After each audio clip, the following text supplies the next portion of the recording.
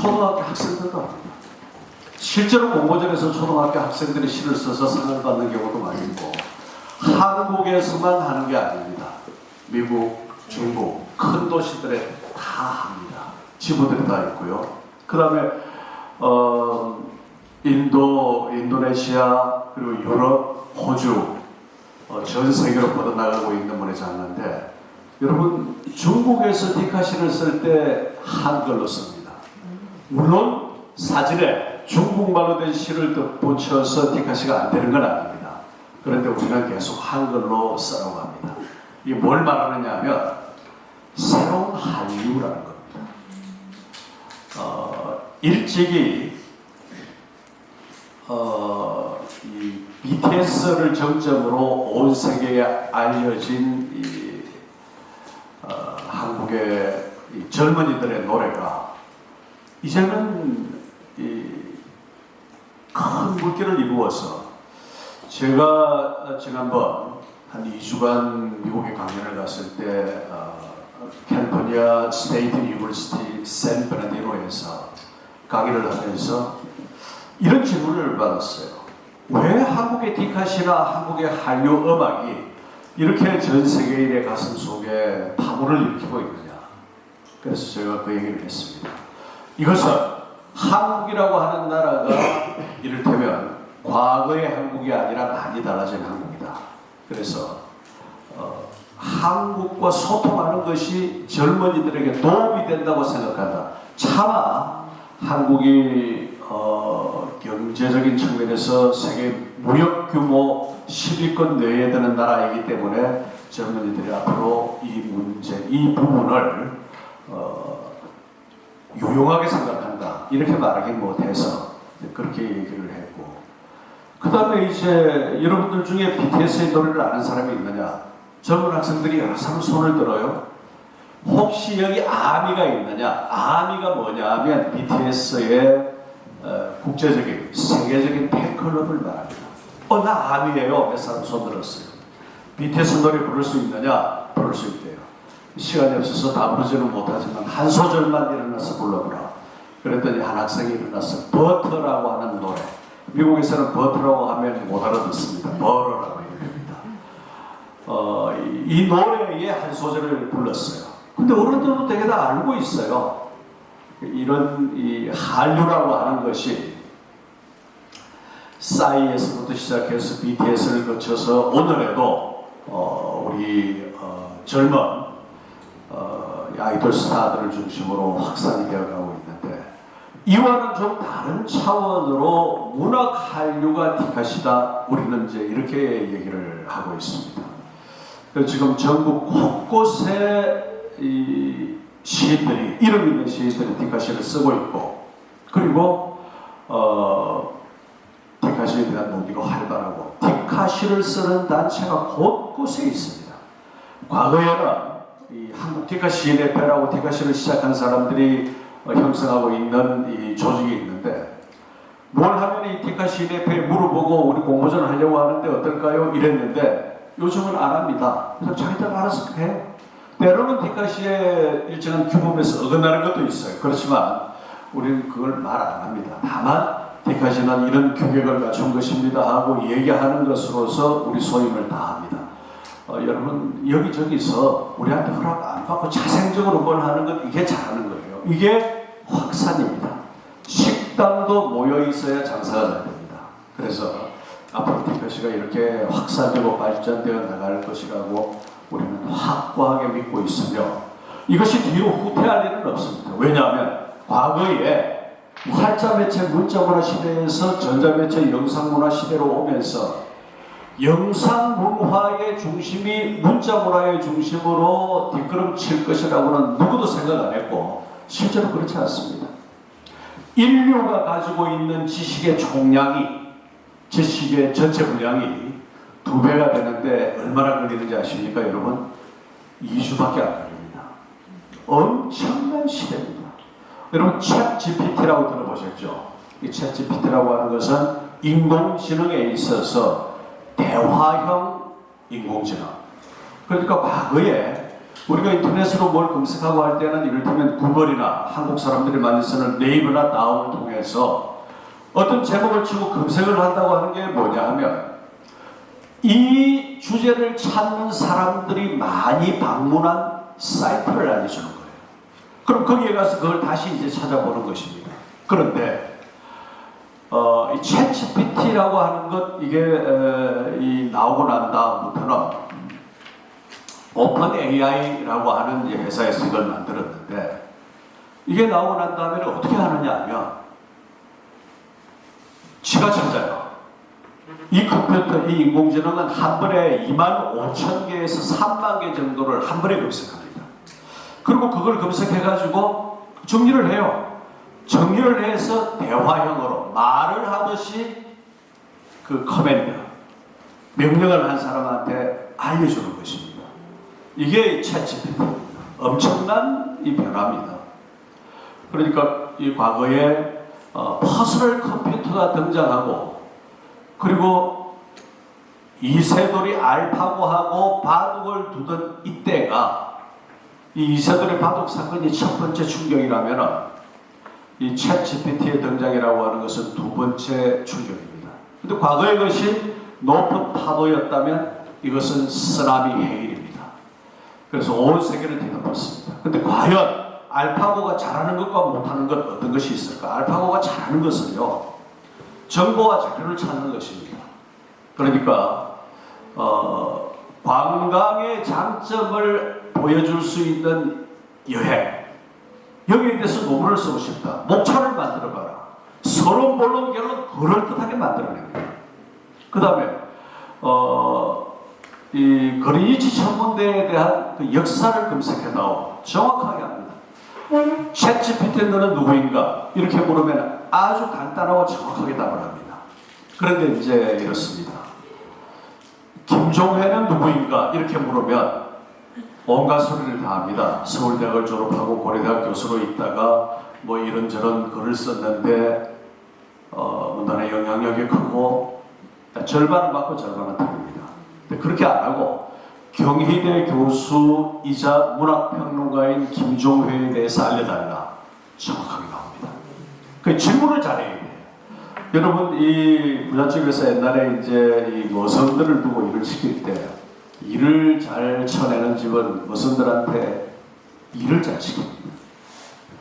그러니까 이 챗GPT한테 정보를 정확하게 주고 거기에 대해서 답이 왔을 때 이건 틀린 것 같으니까 다시 좀 찾아볼래? 다시 찾습니다.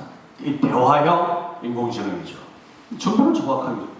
제가 이 황순원 선생에 대해서 황순원은 누구인가 하고 질문을 했더니 이 챗GPT가 뭐라고 대답하느냐 하면 그렇다면 서울대학을 나왔다 그래요.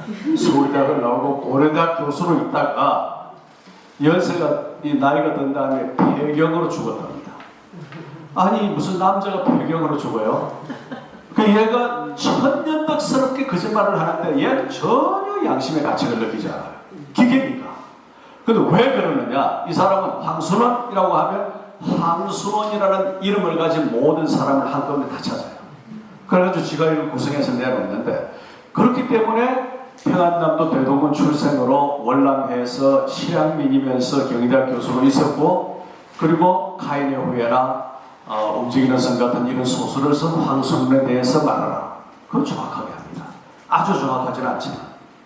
근데 이 GPT가 이제 두 가지 점에서는 바보입니다. 왜 이제 티카시를 안 하고 지금 인공지능 강의를 하고 있죠. 이런 시대다라는 것입니다. 두 가지는 못합니다. 미래 세계, 미래 사회에 대한 예측을 못합니다. 왜요? 이 챗GPT는 이 인공지능은 2022년도까지 자료만 입력이 되어 있습니다. 그러니까 그 이후의 것은 알지는 못합니다. 과거의 것으로 유추하거나 다른 미래학자들이 미래에 대해서 말한 걸 보여줄 수 있을 뿐이죠. 그러니까 검색을 하는 데 있어서도 이를테면 한국어로 하는 검색과 영어로 하는 검색이 다릅니다. 한국어로 하면 한 10년 동안 축적된 자료를 가지고 말하는데 영어로 질문하면 40년 축적된 자료를 가지고 말합니다. 그 다음에 이제 두 번째로 이 챗GPT가 어디에 바보이냐 하면 수작에서는 못합니다. 1 더하기 1은 뭐니? 이렇게 물어보면 얘는 좀 못합니다. 왜요? 이 챗GPT는 그와 같은 자료를 검색해서 말로 치환해서 말로 바꿔서 보여주는 컴퓨터이지 숫자 계산할 수 있는 기능이 없습니다. 숫자 계산 못해요. 그러니까 이제 이 오늘날과 같은 첨단 물질 문명의 시대에 있어서 기계가 다 할 수 있는 건 없습니다. 기계가 다 하지는 못하죠. 결국 그래서 창작을 하는데 예를 들어서 너 위선자에 관한 소설을 짧은 소설을 한 편 써봐. 그러면 딱 소설을 씁니다. 어느 나라 왕궁에 왕이 있었는데 그 왕의 동생 이를테면 왕을 축출하고 뭐 이런 식의 얘기를 만들어요. 그래서 이게 이제 이를테면 어디서 뺏겨온 건지 뭔지 이걸 알 수가 없어요. 그래서 챗GPT를 시켜서 이를테면 객관적이고 과학적인 문제를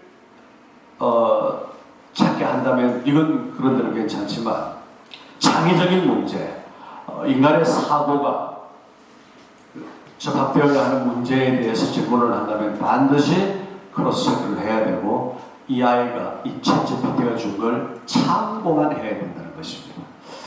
그래서 제가 회장을 맡고 있는 한국 디지털 문인협회라고 하는 데서 5월 26일 날 뭘 하느냐 하면 챗GPT에 대한 학술 세미나를 합니다.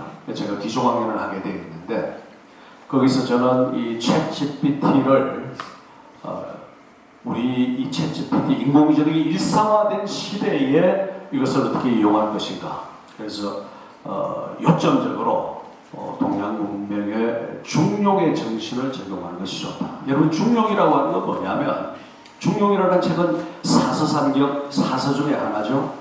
그런데 반을 딱 잘라서 중간을 취하는 게 중용이 아닙니다.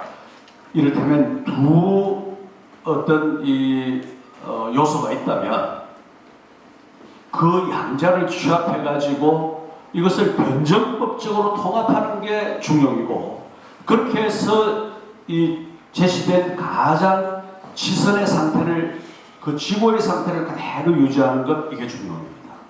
그리고 우리가 아는 것처럼 절반을 가는 것 이것도 아니고 저것도 아닌 중간을 가는 회색 분자의 노선이 중용이 아니라는 겁니다. 그거 지금 잘못 알려져 있는 겁니다. 그래서 중용이라고 하는 것은 기계가 가지고 있는 과학적 실용성, 그 다음에 인간만 가지고 있는 이 창의적 상상력 이걸 조합해서 결론은 결국 인간이 만들어야 된다 하는 이제 이런 얘기를 하도록 되어 있는데 목을 보냈습니다만 하여간 이런 시대가 이렇게 가고 있는 때에 이와 같은 때에 시를 써놓고 이것이 뭔지 독자도 모를 뿐만 아니라 써놓은 시 자신도 자기도 잘 모르고 이런 시로 일관해서는 이전에 희망이 없다는 거죠.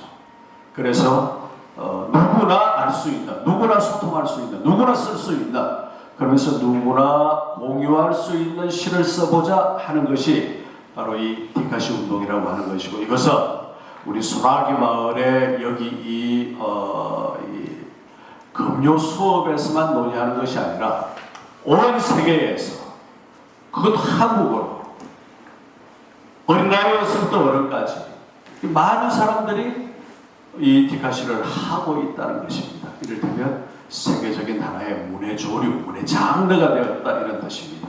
자, 근데 디카시는 뭐 할까요? 재미있어요. 누구나 손에 들고 있는 소우주 누구나 가지고 있어요. 누구나 사진을 찍습니다. 아무 데서나 사진을 찍어요. 그 사진을 가지고 이를테면 몇 줄의 시를 덧붙이는 거죠. 옛날에 여러분 우리 동양화를 그리던 옛날 화가들이 항상 그림을 그리고 거기에 몇 줄 한 시를 썼습니다. 그 말하자면 그걸 시화라고 하는 것인데 이것을 현대적인 감각으로 옮기면 디카시입니다. 이걸 좀 해보자는 거죠. 그래서 일상이 예술이 되고 예술이 일상이 되는 이와 같은 것이 디카시를 통해서 가능하다 하는 얘기입니다. 그러니까 여러분 이 디카시에 관한 것은 그냥 우리 강의실에서 강의를 하기 위해서 있는 것이 전혀 아니라 앞으로 우리가 살아갈 시대 남아있는 삶에 있어서 내 생각을 그것도 예술적인 포인트를 가진 생각을 기록으로 남기고 다른 사람들과 나누고 이걸 좀 해보자.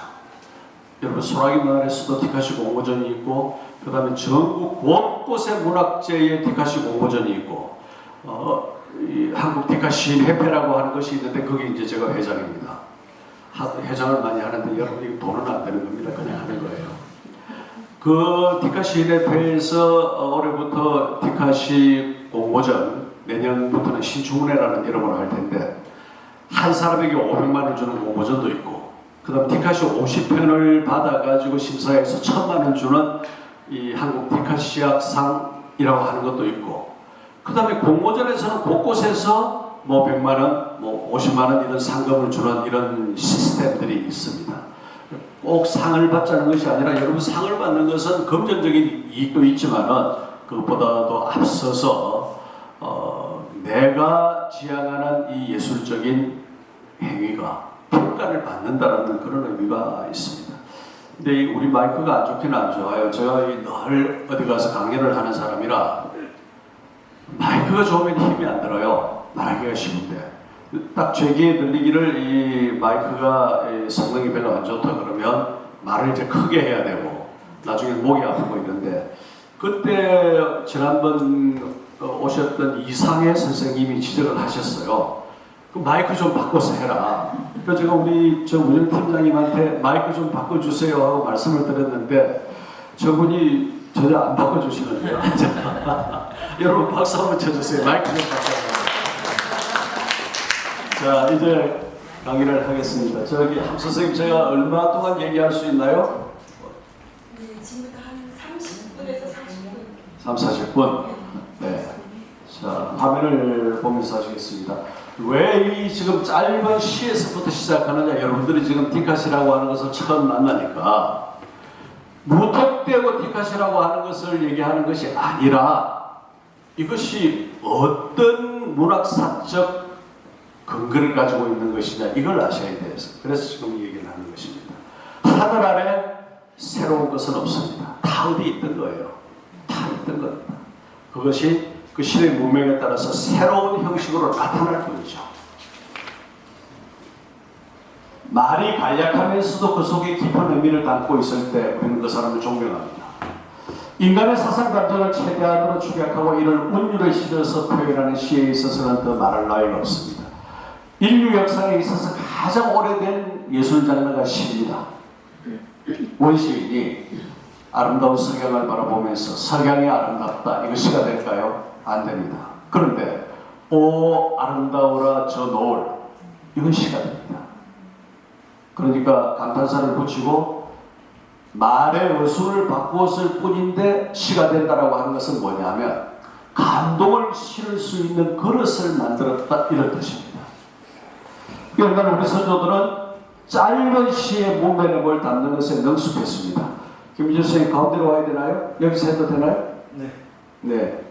저는 강연할 때 우리 PD 선생님이 제일 무서워요. 나중에 왜 거기 서서 하라 그랬는데 저쪽에 가서 했냐. 그러면 뭐 죄송하다 그럴 수밖에 방법이 없긴 한데. 한시, 절구라고 하는 것은요, 네 줄로 된 시를 말합니다. 온절구라고 하는 것은 온절기라고 하는데 주로 5자 4줄이고 7원절기는 7자 4줄, 율시라고 하는 것은 8줄입니다.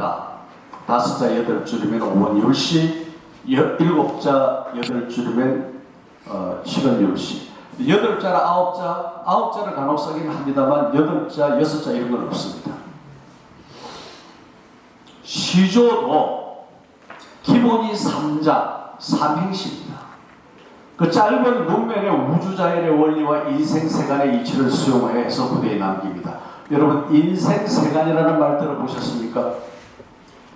이 말을 잘 안 들어보셨을지 모르는데 이것의 줄임말은 잘 아실 겁니다. 본뒷말 줄임말이 있죠. 인생세간의 줄임말이 인간입니다. 인간의 본뒷말이 인생세간이에요. 근데 우리가 어떤 사람을 보고 야 이 인간아 이렇게는 말하지만 야 이 인생세간아 이렇게 말하지는 않죠. 한국 문학사를 풍성하게 장식하고 있는 시조 중에 하나를 예를 듭니다. 고려시대 이조년이라고 하는 사람인데 이화의 월백하고 은하니 상경인제 일지춘심을 자귀하려면 다중도 병인양하여 잘못들어 하노라. 이화의 백꽃입니다. 월백, 달빛이 하얗게 부서지고 은하수입니다. 상경은 담이 깊었어요. 그 백꽃의 달빛이 하얗게 부서지고 은하수가 깊은 밤을 알리는데 일지춘심 한가닥 본 마음을 자기는 두 개 씁니다. 자기가 하려면은 다정도병이 향하여 잘못 들어하노라. 그래서 이 다정가라고 부릅니다. 청곡파의 한 사람이 박목을, 박두진, 조지훈 세 사람이 청곡파죠. 동탁 조지훈이 이 구절을 옮겨와서 자기의 시 완화삼이라고 하는 끝부분에 다정하고 한마음도 병인 향하여 달빛 아래 고요히 흔들리며 가느니 이렇게 썼습니다. 지금 이 설명이고요. 계절로 보면 봄밤, 시간으로 보면 한밤중, 풍광의 처연한 아름다움과 가슴 설레는 동계는 가슴이 뛰는 걸 말해요. 이를 감각할 수 있는 서정의 흐름이 영혼을 맑게 씻어주는 듯하다. 이 청록파의 기억이고요. 자, 이 김춘택이 쓴 청구영언이라고 하는 시조집이 있습니다. 여기에 황진이의 시조가 한 7편 정도 실려 있는데 기가 막힌 시들이 많습니다. 청살리 백교소의 수위감을 자랑하라. 이건 시도 아니에요. 황진이 시조에서. 동짓달 기나긴 밤을 하늘이 버여내어 춘풍이 불안에 구비구비 넣었다가 어른이 모신 날 밤이 얻은 춘풍이 불안에 서리서리 넣었다가 어른이 모신 날 밤이 얻은 구비구비 편이라. 설명 안 해도 되겠죠 여러분? 이런 시들을 쓴 사람 시인이 이 황진이었습니다. 좀 빨리 가겠습니다. 함작가 저거 빨리 여기 여러분 소나기 마을에서 제가 제일 어립니다. 선생님들 다 무서워서 제가 제일 맵니다 맨날. 대가일성이라고 하는 건 뭐냐면 한 분야의 일가를 이룬 사람이 쓴 시가 이런 뜻입니다. 짧은 시를 말합니다. 이 교보문고에서 강화문 글판이라고 하는 걸 운영을 했는데 계절마다 가라 겁니다. 짧은 시를. 그런데 25년이 되니까 100편을 걸었어요. 그래서 그 100편을 가지고 조사를 했습니다. 설문조사를. 어느 시가 제일 좋으냐. 그래서 선택된 것이 나태주의 불꽃이었습니다. 자세히 봐야 예쁘다. 오래 보아야 사랑스럽다. 이건 여러분 아무나 할 수 있는 말입니다. 여기 덧붙인 너도 그렇다. 이 구절이 없으면 이 시는 값이 없어요.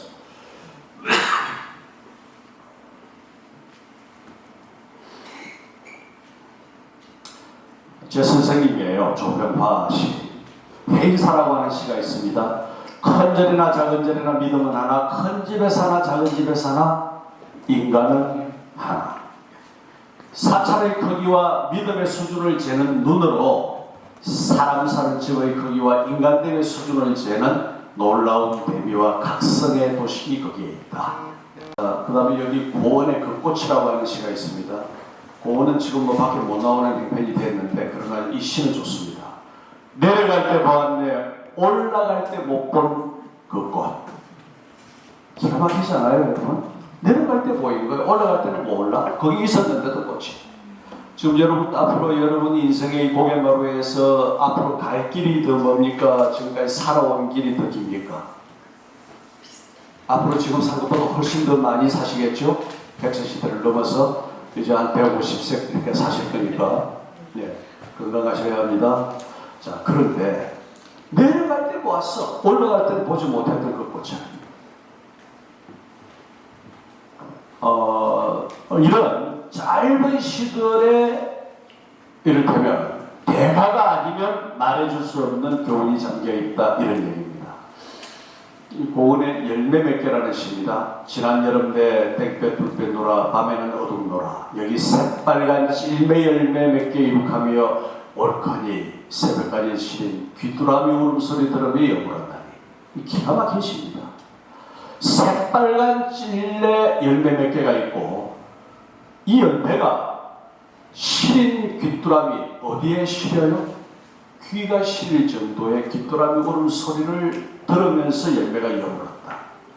이 시각적 효과, 청각적 효과를 한꺼번에 보여주는 그런 시입니다. 그런데 이쪽은 저희 장석주를 잘 아는데 이 사람은 폄하하기 위해서 쓴 시는 가져다 둔 건 아닙니다. 2002년, 2015년이에요. 대초안을 한번 보세요. 적에 저절로 굵어질 일은 없다. 저 안에 태풍 몇 개, 저 안에 천둥 몇 개, 저 안에 벼락 몇 개, 저 안에 번개 몇 개가 들어있어서 굵게 익히는 것일 게다. 적에 혼자서 둥그러질 일은 없다. 저 안에 무설이 내리는 맥밥, 저 안에 땡볕 두어 달, 저 안에 초성달 맨낯이 들어있어서 둥글게 만드는 것일 게다. 전혀 다르시죠? 표절이라고 말하기를 좀 같은데 저는 이 이미지는 표절입니다. 이건 좀 이제 참 안 좋은 경우예요. 다른 사람이 이미지를 그대로 가져와서 말만 바꾼 건데 이거를 누가 표절이 아니라고 말하겠냐 말이에요. 그렇지만 나는 찔레도 아니고 대추고 나는 그 안에 천둥 뭐 번개 이런 게 있고 그 다음에 이 무설이 초승달 이런 게 있는데 여기는 그것 없지 않느냐. 열매에 나무 열매에 그 열매를 여물게 한 시각적 이미지와 청각적 이미지를 가져왔다라고 하는 점에서는 꼭 같은 시라는 거죠. 그래서 이걸 의미상에 있어서 표절이라고 할 수 있는 것입니다. 이렇게 하면 안 됩니다. 이걸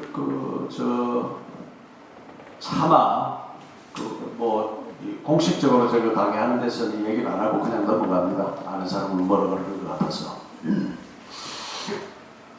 짧은 시가 대세다.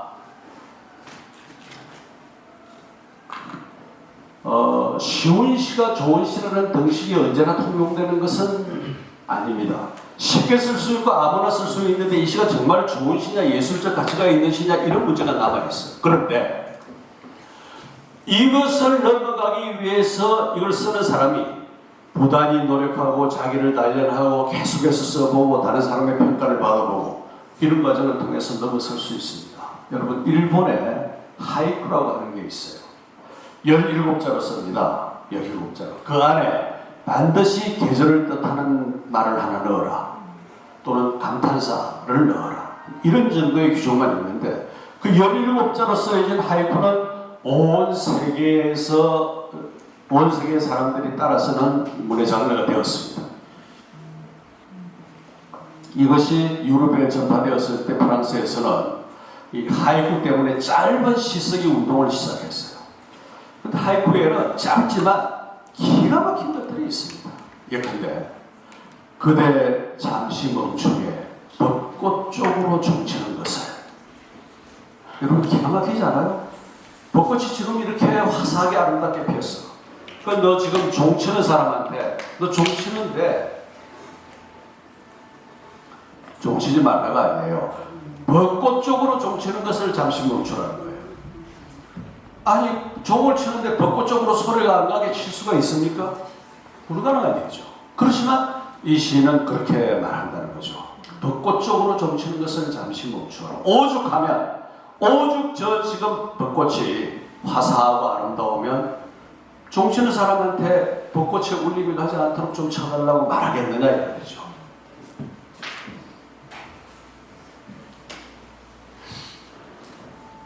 네, 제일 좋은 방법은 사실은 이렇게 계속 이론적인 설명을 하는 것보다는 티카시를 펴놓고 그걸 보여드리는 게 나을 것 같아서 제가 지금 굉장히 빨리 가고 있습니다. 이 함작가 저기 갖다 준 거 지금 물 먹이는 겁니다. 한국의 남부 지역의 시인들로부터 시작된 이 시운동이 누구나 티카시가 될 수 있다는 보편성, 개방성의 날개를 달고 온 세계로 뻗어가고 있습니다. 그러나 짧은 시들의 형렬이 보람이 다하도록 하는 것은 결국 그 시에서 시를 쓰는 사람이건 시를 읽는 사람이건 그 시에서 삶을 읽어내는 우리 마음의 수준이 아니겠느냐. 자, 참고 자료는 여기 티카시 몇 개 있네요. 이걸 제가 지난 연초에 미국에 여기 어디냐면 내셔널 아트 뮤지엄, 미국의 국립미술관입니다. 워싱턴에 있습니다. 자, 한번 보시죠. 비너스상이에요. 밑에는 사자입니다. 백수의 왕 사자를 이불처럼 깔고서 고개 들려 무엇을 보고 있을까? 이 모양이면 세상 모든 남자는 여성의 미생 앞에 살았다 할 것 없으니 여러분 이 미국에서 이렇게 그려놨다는 것은 미국 남자들도 여자들이 무섭다는 것입니다. 사자도 깔고 누워 있는데 뭐 한국 남자들은 말할 나위도 없죠. 자, 이 지금 제가 올해 선택하신 중에 제일 좋다고 평가를 받는 시인데요. 이게 어디냐면 미조리 스프링필드라고 하는 데에서 텍사스 내려가는 남쪽으로 내려가는 댈러스로 가는 길입니다. 이 차입니다. 차창 밖으로 구름이 있었어요. 근데 이 지역은 허리케인의 피해가 굉장히 심한 곳입니다. 근데 딱 구름이 허리케인 모양이죠. 텍사스로 내려가는 69번 하이웨이 차창 밖으로 장대한 구름 기둥이 있었다. 이 구름 기둥은 여기서 설명을 다 하지 않지만 허리케인 모양을 얘기하기도 하며 그 다음에 성경에 불기둥, 구름기둥이라고 하는 이미지가 함께 있습니다. 폭풍 모양이나 부드럽기는 솜사합니다. 이렇게 써있는 게 텍사스입니다. 근데 이 동시성이라고 하는 것이 이 시가 써지고 그날 오후에 제가 이걸 한국 디카 시인협회 단톡방에 올렸어요. 그랬더니 그 올리는데 얼마 걸릴까요? 1초도 안 걸립니다. 태평양 넘어서 미국까지 가는 아메리카 대륙까지 8만 리인데 딱 1초도 안 걸려서 저게 날아갑니다. 그랬더니 그 시를 보고 이 사진 정말 누가 찍은 것이냐, 저 정말 좋다. 그리고 나도 거기 좀 가보고 싶다. 이런 막 댓글들이 올라오곤 했었습니다. 이 댈러스 글이 한가운데 예술의 글이 중간 얼음에 있는 것입니다. 댈러스 예술의 글이 중간 얼음에 8만 리 바다를 건너고 대륙을 종단해온 조선의 묘지 석상 두 기가 써있다. 여기 영어로 조선의 유색이라고 써놨습니다. 안내자는 이 도시 첫 이민자라 말한다. 여기 미국 이민 가기 전입니다. 그 무렵에 이 조선에서 어떤 이제 미국의 뭐 군인일 수도 있고 또 무역상일 수도 있겠죠. 이 묘지 석상 두 기를 가져와서 여기다 지금 세워놓은 겁니다. 에드가 알렌 포의 묘지입니다. 그래서 실제로 지금은 여기에 에드가 알렌 포와 그 안에 버지니아 글렌 그리고 그 아내의 어머니인 장모 세 사람 모두 함께 합작이 되어 있었는데 지금은 여기에서 이 앞쪽으로 오면 입구 쪽에 다시 묘지를 잘 만들어서 이전하고 여기는 그 묘지가 있었던 자리다라는 비석을 그대로 남겨두었습니다. 달빛이 비칠 때면 에너벨리의 꿈이 별빛이 떠오를 때 그 빛나는 눈동자가 마침내 에드가 알렌 포를 잠재우게 됩니다. 이건 이 에너벨리라고 하는 에드가 알렌 포의 시를 알면은 금방 이해할 수 있는 것입니다. 그러기에 달빛이 비칠 때면 아름다운 에너벨리의 꿈이 내게 찾아들고 별빛이 떠오르기만 하면 에너벨리의 빛나는 눈동자를 나는 느낀다. 이 뒷부분에 있는 시의 구절이에요. 달빛이 비칠 때면 에너벨리의 꿈이 별빛이 떠오를 때 그 빛나는 눈동자가 마침내 에드가 알렌 포를 잠재운 자리. 이건 누구 겁니까? 에너벨리의 꿈. 다시 말하면 그 안에 버지니아 글렌의 꿈입니다. 그런데 에드가 알렌 포는 아내를 잃고서 술에 취해서 널리 핏골목을 헤매고 다녔는데 그 에너벨리의 사랑이 에드가 알렌 포를 잠재웠다. 잠재웠다는 게 죽었다는 얘기인데 여러분 아내 곁으로 돌아갔으니까 뭐 좋은 자리를 간 거죠. 자, 함수성이 그 다른 시를 좀 띄워주세요.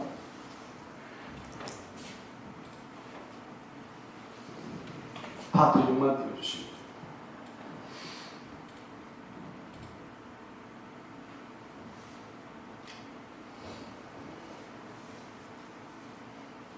좋은 디카시들의 사례를 보여드리겠습니다. 다음 페이지. 자, 이 시 어떻습니까, 여러분? 투영이라고 하는 시인데 동굴 안에서 찍은 겁니다. 동굴 안에서 바깥을 내다보니까 이게 봄빛이 지금 웅터오르는데 새 모양입니다. 새가 어느 방향으로? 이쪽으로 날아가나요? 이쪽으로 날아가나요? 어느 쪽으로 날아갈 수도 있죠. 뭐 그건 그렇게 중요하지 않은데 보시죠. 이 그림이 좋은데 시가 거기에 부합하지 않으면 디카시는 가치가 없어요. 한 발 뒤에서 다시 보면 온몸으로 몸을 싣고 날아가는 새 한 마리. 한 발 뒤에서 다시 본다. 한 발 뒤에서 보는 것도 중요한데 그냥 보는 게 아니라 다시 봐요. 그랬더니 비로소 보이더라 온몸으로 몸을 싣고 날아가는 새 한 마리가. 근데 이 작품이 해마다 경남 고성 국제 디카시 페스티벌에서 대상을 주고 상금을 주고 하는데 그 후보작으로 올라왔어요.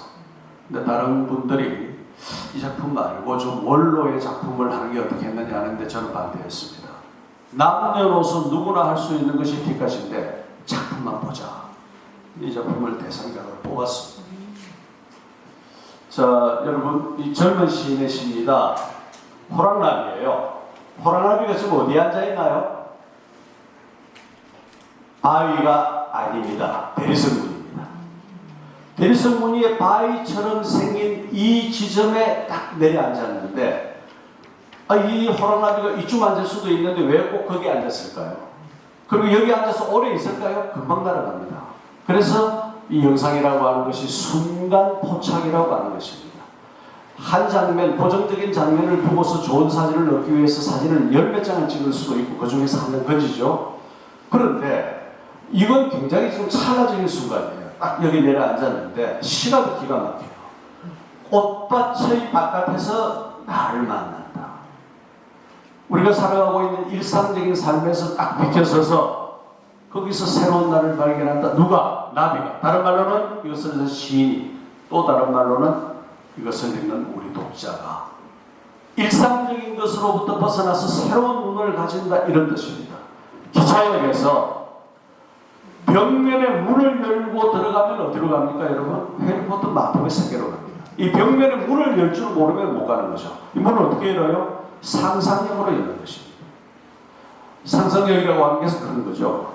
그 다음 마지막 구절. 꽃이라는 감옥으로 돌아가지 않으리. 나비에게 꽃이 감옥인가요? 나비하고 꽃은 언제나 좋은 파트너죠. 그런데 이 시인은 꽃이라는 감옥이라고 썼습니다. 꽃이 나비를 괴롭혀서? 아니요. 꽃의 꽃밭에 있을 때 나비가 일상의 나태함과 무료함에 젖어 있을 수 있다는 얘기를 하고 있는 겁니다. 이 공강교라는 게 유명한 시인이에요. 여러분, 이 지금 무늬를 보고 옛날 못빼바지 생각나시나요? 여기 계신 분들은. 그 젊은 애들은 이거 보시면 몰라요. 못빼바지가 뭔데? 못빼바지 알지도 못해요. 1.4우택 때 이 식량이 없어서 밥을 못 해먹었다. 왜 라면 먹지 그랬어요? 이런 대답이 나오는 때니까요. 먼 잊은 지 오래된 어머니가 이 바지를 입고 밖으로 들어오러 1년에 넘게 돌아다니다가 돌아가셨습니다. 벗어나온 일바지에 꽃들이 와서 꽃무늬 물감을 들여주었습니다. 이건 내 추억과 더불어서 이해가 되고 인식이 되고 이를테면 공감이 되는 것이죠. 송창호라고 유명한 시인이에요. 이 사람 상 안 받은 게 없습니다. 호두나무 고사목입니다. 그런데 오래된 꿈이여 호두나무 고사목이 된 오래된 꿈이여 날 잡구나 한 번만 더 날아보자꾸나. 이거 어디 나오죠, 여러분? 이상의 날개에 나옵니다. 야, 이거 수준 높아요. 다른 데서 이거 물어보면 이상인지 뭔지 몰라요. 딱 이상을 알지 않아요? 이상의 날개의 마지막 장면에 옥상에서 지호의 사이렌 소리를 들으면서 날자 한 번만 더 날아보자꾸나. 날개의 겨드랑이의 날개의 환각을 느끼면서,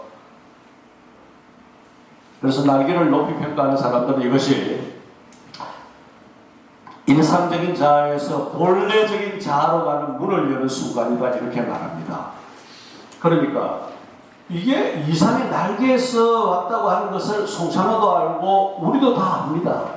그럼 이런 걸 뭐라고 할까요? 이런 걸 표절이라고 하지는 않습니다. 이런 걸 패러디 또는 혼성 모방, 이런 이제 용어를 씁니다. 뭐 새 같아요? 억지로 새기는 한데 이보다 더 새 같으면 좀 이상하죠. 이건 바깥에 있는 건 목련나무 가지고 태극기가 거기에 가려져 있는데 경남 그 마산으로 가는 길에 있는 배둔에서 3일 만세운동 했던 그 기념으로 디카시 공모전을 했을 때 대상을 받은 작품인데 시는 뭐 별로 그다지인데 그러나 이 두 연결이 좋습니다. 올감이었고 우리의 길 막아도 자유 향한 우리들을 열망 꺾을 수 없었지. 만세 대한민국 만세. 이게 여러분 그곳은 남해 안에 있는 바닷가입니다. 사 모양으로 보이나요? 눈을 좀 감고 있는 것으로 보이죠? 그러니까 이런 장면을 포착하는 것이 쉽지 않은데 이 장면이 언제 우리에게 주어지느냐? 어느 순간에 하나님의 선물처럼 우리에게 올 수가 있습니다. 좋은 사진이라고 하는 것은 그와 같은 성공의 순간, 어떤 영감으로 붙드는 이런 것일 수도 있습니다. 다시 천년을 기다리면 당신 오실지 몰라. 다시 천년을 기도하면 번쩍 눈이 떠질지 몰라. 이 경남 하동에 사는 시인인데 여기가 어디냐 하면은 최창판 때의 주막거리입니다. 사람은 아무도 없고 노란 은행잎이 길을 채우고 있습니다. 결국 이런 날 올 줄 알았네라. 저기가 바로 주막인데 이렇게 많은 황금을 갖고도 막걸리 한 잔 마실 수가 없는 날. 황금이라고 본 거고 막걸리 한 잔도 할 수 없는 주막. 이 뭘 말하는 것입니까? 빈손이라고 하는 것은 우리 살아가는 삶에 있어서 어떤 괴리라든지 또는 우리가 세상을 떠날 때 빈손으로 왔다가 빈손으로 간다라든지 이런 것들을 한꺼번에 암시하고 있죠. 자, 이건 고등학생이 쓴 시예요. 부산입니다. 부산 해운대인데 높은 곳만 보다 보니 높은 곳만 쫓아가다 보니 그것들만 아름다운 것인 줄 알았네. 힘들고 지쳐 넘어지는 순간 부산 바다 바로 내 발밑이 아름다움을 보았네. 저는 이걸 못 봤다는 거죠. 자, 이 무슨 사진 같습니까? 까치입니다. 까치인데 딱 여자 돌아앉아 있는 것 같지 않나요? 이 기가 막힌 사진이에요. 찬바람 일으키며 쌩 그늘지게 돌아앉아 불러도 대꾸 없네. 세상에서 가장 무서운 그녀의 침묵. 말 안 하는 게 여러분 제일 불편하고 무섭습니다. 말을 하면 뭔가 그래도 해결이 나는데. 이 중국 학생, 중국 대학생의 시예요. 내뱉고 싶은 말 한마디 나 힘들다는 그 말 하지만 그 말 꺼낼 수는 없네. 우리네 인생 그 누가 시가. 이게 이제 아마도 퇴근길쯤 되겠죠. 위에 이 천정이 이제 유리 재질이 되거나 그렇겠죠. 비춰져 있는 사람들이 저마다 손잡이를 붙들고 집으로 돌아가고 있는 그림이죠. 이건 여러분 김종회라고 하는 유명한 티카 시인이 쓴 겁니다. 도경무지개 삽상한 가을날 맑은 공기 가르며 인공소나기 동무의 무지개 두 줄. 이건 그냥 평범한데 제가 요점을 둔 건 이것입니다. 어린이는 언제나 어른의 아버지. 이 구절 들어보셨죠? 윌리엄 워즈워드의 시 한 구절. The child is the father of the man. 어린이는 어른의 아버지. 그걸 빌려온 겁니다. 수학이말 가을인데 이쁘죠 여러분? 사진만 보세요. 좀 있으면 함수생이 뭐라 그럴 거. 오래 한다고. 별을 쓰느라 머리가 설소 황소론의 짧은 시 갈대 전문이다. 이게 시입니다. 지금 삼성에 우리 전시하고 있는 그러니까 골동품이라고 하는 시집은 한 문장만으로 한 편의 시를 쓴 그런 시를 22편을 묶어놓은 그런 시집이죠. 풍성하고 정갈한 딸학의 표적 만추는 늦은 가을이고 만추라 쓰고 만추 가득 찰 만자 만추 풍성한 가을이라 읽는다. 이번에 제가 미국 가서 이 미국 교수들한테 이 시집을 줬더니 너무 좋아해요. 왜냐하면 딱 그림 보고 영어로 보니까 금방 알 수 있어요. 무슨 얘기인지. 이제껏 그 숱한 무지개들을 무덤덤하게 보고 살았다니 이걸 제가 하이쿠에서 빌려온 겁니다. 번개치는 순간에 바쇼에실 겁니다. 번개치는 순간에 인생에 있어서 번개라는 것을 그렇게 무심하게 보았다니 이런 구절이 있어요. 이쁘죠? 봄눈송이 올입니다.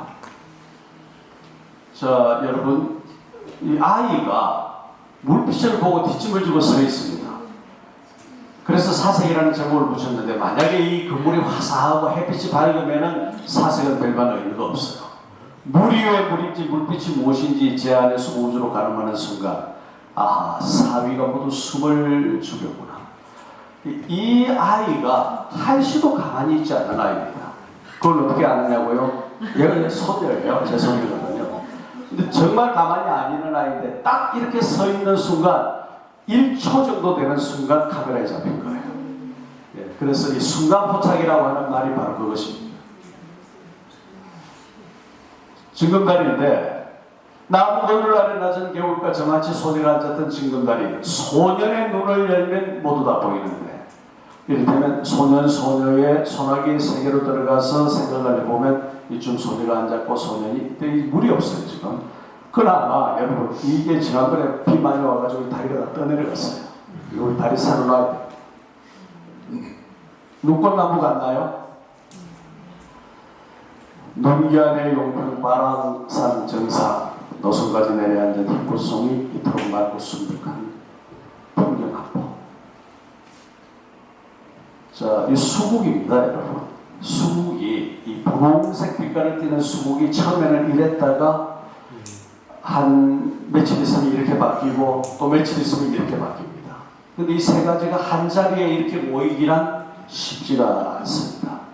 수국의 얼굴로 어제 오늘 내일 새 빛깔과 새 표정 신화의 발걸음 한데 모였다. 하루가 다르니 여기 세월 흐른다. 제 집무실입니다 여러분. 가보셨나요? 청와대 대통령 집무실 지금은 비어있죠. 바로 그 앞까지 갈 수 있습니다. 제가 찍은 사진이에요. 한때 서슬푸른 별의 자리였건만 화무 11호에 또 금불 10년이라 필부 모든 심사 부러울 바 없으니. 제 친구들이 무슨 달력 사진 같다라고 하는데 물론 제가 찍은 겁니다. 이게 어디냐면 하와이의 빅 아일랜드에 있는 정원입니다. 이 풀이고요. 바다고 하늘입니다. 3층의 로열 블루 하늘, 바다, 풀장이 모두 동성이다. 차마 발벗고 들어가지 못합니다. 뉴욕 맨하튼 지하도인데 미국 사람들이 다 놀래요. 맨하튼에 이런 데가 있었어? 이런 지하도가 있습니다. 근데 이 지하도를 제가 수십 장 찍고 이 사진 하나를 걸렸어요. 가장 분주한 도시 한가운데 이렇게 참하고 깔끔한 길이 있다. 격동 속의 정적 한 폭의 그림처럼. 이 월드 호수인데 모든 걸 버리고 돌아가서 사람이 문명과 절연하고 어떻게 살 수 있느냐 하는 얘기가 이 월드 호수의 얘기예요. 그림만 보시죠. 여기는 옐로스톤 국립공원인데 이 사진을 너무 좋아해서 제가 이 핸드폰에 대문 사진으로 쓰고 있습니다. 이게 여러분 어디냐 하면 터키입니다. 터키인데 이게 겉으로 보기는 잘 안 보이는데 이게 전부 다 물에 가라앉아 있는 겁니다. 물속이에요. 물속 사진인데 그러니까 여기에 이를테면 그 옛날에 클레오파트라가 와서 목욕을 했다. 그때는 이게 이제 이렇게 무너지고 하지 않았겠죠. 중국 시안 서안에 양귀비의 화천기가 있더니 터키 파무칼레에는 이집트 여왕의 온천, 맑고 푸른 물에 잠긴 세월의 평화. 자, 이게 여러분 이 카파도키아 열기구 타는 장면인데 새벽입니다. 이쪽에 열기구 위에서 이걸 지금 찍은 거예요. 비행기는 너무 높다. 풍선을 날개로 100개의 바구니 함께 날다. 마침 동트는 새벽 여명이 맞아 죽었다. 이 열기구 타는 걸 이를테면 저 일생에 내가 꼭 해야 될 그 목표 중에 하나다 이런 사람들이 많이 있는데 열기구 탈 수 있는 데가 곳곳에 있죠. 근데 저 터키 열기구 타는 것처럼 아주 괜찮았어요. 저는 올해 저기 인상이 남았습니다. 저 이제 불을 켜주세요. 여러분, 아니 무슨 뭐 자기 디카시를 잔뜩 보여주느냐 이렇게 말씀하실지 모르는데 그럴 수밖에 없는 것이 디카시는 이렇게 씁니다. 저는 이렇게 씁니다라는 얘기를 하기 위해서 이제 그런 거예요. 여러분 디카시가 뭔지 대강 아실 것 같죠? 한번 써보실 수 있을 것 같죠? 충분히 써볼 수 있습니다. 그런데 사진의 구도를 잡는 것이라든지 사진이 의미가 있도록 보이게 한다라는 뭐 이런 것들은 이제 같이 좀 훈련을 더 해야 되는 것이고 디카시의 글도 이를테면 좀 교정을 받기도 하고 또 자기도 고쳐보기도 하고 이러면서 이제 차츰 개발하고 발전되어 나가고 이런 것입니다. 누구나 쓸 수 있는 게 디카시입니다. 우리 곁에 있는 손안의 소우주와 우리 속에 있는 언제나 출구를 찾고 있는 상상력 이런 것들이 함께 디카시를 만든 겁니다. 혹시 여러분 중에 지금 제가 말씀드린 것 또는 디카시에 관해서나 아니면 문학 일반에 관해서 질문이 있으신 분 한두 분 질문을 받겠습니다.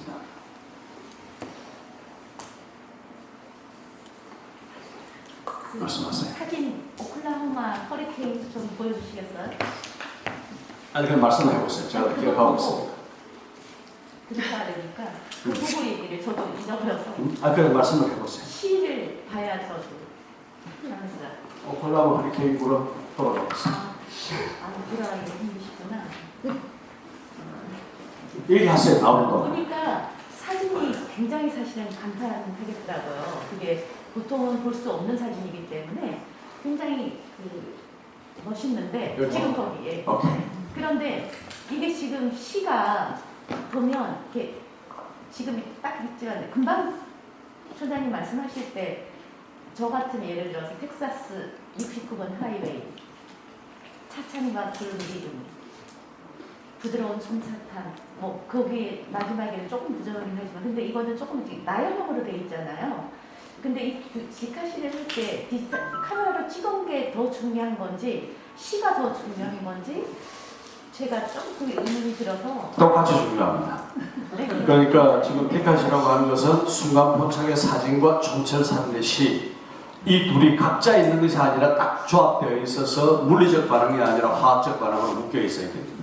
그걸 요구하는 게 디카시예요. 그런데 우리가 언제 어느 때 갑자기 떠오르는 작은 식구들이 있잖아요. 그러면 그거를 사진을 어디선가 찍거나 뭘 만들어. 자, 그래서 시를 써놓고 사진을 찾아다니려면 한 100년 찾아야 되는 게 있어요. 그러니까 디카시는 순서가 사진을 먼저 찍고 거기에 그 즉흥적인 감정이 식기 전에 그걸 시를 네, 그게 수순입니다. 네, 다른 질문. 네. 5줄 이상 넘어가면 안 되는 어? 5줄 이상 쓴 건 안 되는 거예요. 아, 그러니까 이제 지금 변 교수님 말씀하신 것처럼 내 그림이나 좋은 사진이 있는데 여기에 이를테면 이제 시를 붙이고 싶다 이렇게 생각할 수도 있고 또 굉장히 좋은 시가 있는데 여기에 적합한 사진이 결합됐으면 좋겠다 싶을 수도 있어요. 그걸 하는 게 포토포엠이라고 하는 것입니다. 사진시. 그건 이제 이거하고 개념이 틀려요. 사진시라고 하는 것이 있어요. 그런데 물론 디카시를 6줄, 7줄 써서 이건 디카시가 아니다 이렇게 말하지는 않아요. 그렇지만 사진에 비슷한 이제 동일한 중점이 주어지기 때문에 이게 길어지면은 한눈에 둘이 한꺼번에 안 들어오기 때문에 그래서 한국 디카 시인협회가 정한 가이드라인이 5줄 이내로서 공모전한테 전부 다 5줄 이내 6줄 하면 탈락시켜요. 한 줄을 길게 그리고 한 줄을 길게 써야 돼. 그러니까 그게 이제 굉장히 그럴듯해 보이지만 사람들이 이제 어떻게 생각하느냐 하면 이 사람이 한 줄을 길게 썼구나 다 알아요. 그래서 저는 보통 3줄 정도만 씁니다. 어쩌지 못할 때 4줄 쓰고 저는 5줄까지 안 씁니다. 한 번 더 질문. 네. 저는 이거를 하기 위해서 궁금한 게 전국에서 있는 그 많은 사람들이 응모를 할 때 그때그때 찾아야 했는지 아니면 이거를 위해서 노력을 하면서 사진도 찍고 그리고 하고 이런 하는 건지가 궁금해요. 시인은요. 네. 시인은 언제나 이 시적인 그 문장에 대한 안테나가 서 있어요. 소설가는 가서 어떤 특별한 장면을 볼 때는 저 소설을 어떻게 만들지 이런 생각을 합니다. 우스갯소리로 중국 사람들이 딱 뭘 기구 같은 걸 보면 한국 사람들은 무섭다 하는데 중국 사람들은 저걸 어떻게 요리하지 이렇게 한다는 겁니다. 그런데 제가 지금부터 한 10년 전쯤에는 그때 한 10년 동안 한국의 이 모든 일간 신문을 돌아가면서 6개월 단위로 돌아가면서 칼럼을 썼어요. 한 달에 한 번.